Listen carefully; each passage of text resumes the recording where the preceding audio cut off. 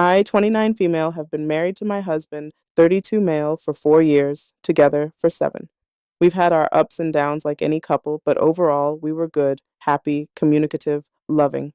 That started to change about a year ago, and I couldn't figure out why. We weren't fighting more, we still made time for date nights, and the intimacy hadn't completely vanished. But emotionally, he felt distant. I chalked it up to work stress. He was promoted into a demanding position, and I figured he just needed space, but things kept feeling off.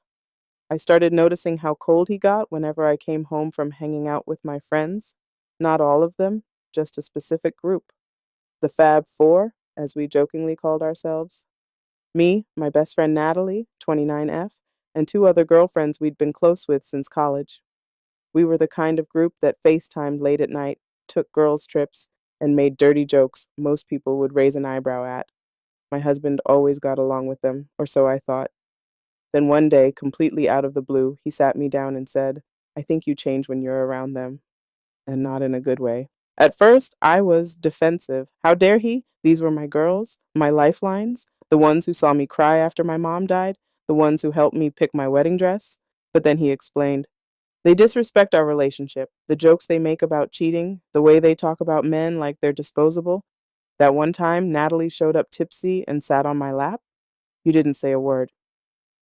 I was shocked. I had normalized so much of their behavior, I didn't realize how it came across. I told him I'd talk to them about boundaries. He didn't give ultimatums. He didn't ask me to stop being friends with them.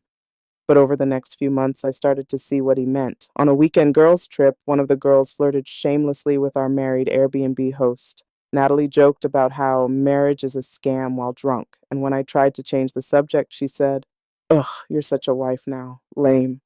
That stung. But what broke me was this.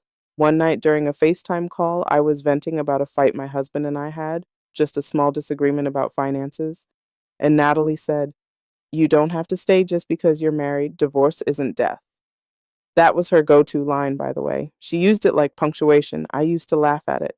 But suddenly, it wasn't funny anymore. I realized she didn't value my marriage, and worse, she didn't respect my husband or me. I thought about the things I'd shared with them, things I should have only shared with a therapist or maybe my husband, things I knew they'd twist into jokes or group chat banter. And I knew then I had been feeding my marriage to the wolves, so I stopped responding in the group chat.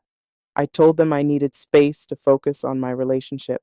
Natalie didn't take it well. She said I was letting a man control me. She said I was turning into one of those boring wives who disappear once they get a ring. The others echoed her, and suddenly I wasn't part of the Fab Four anymore. I didn't expect that walking away from them would hurt more than some of my breakups. But it did. These were years of memories, of girlhood and late night laughter. But those memories had been hiding a toxic rot I hadn't seen. My marriage? It's not magically perfect now, but it's healing.